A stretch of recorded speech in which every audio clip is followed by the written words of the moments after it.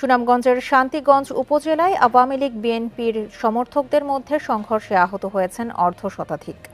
বেলা 11:30টার দিকে ঠাকুরভোগ গ্রামে এই সংঘর্ষ হয়।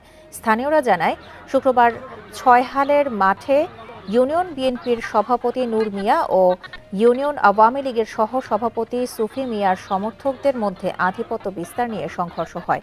সকালে ঘোষণা দিয়ে সংঘর্ষে জড়ায় দুপক্ষের লোকজন। ঘণ্টাব্যাপী সংঘর্ষে দুপক্ষের অর্ধ শতাধিক লোক আহত হয়েছেন। আহতদের সুনামগঞ্জ সদর হাসপাতাল ও সিলেট এমএজি ওসমানী মেডিকেলে ভর্তি করা হয়। পরে ঘটনাস্থলে পুলিশ মোতায়েন করা হয়। পরিস্থিতি এখন শান্ত রয়েছে।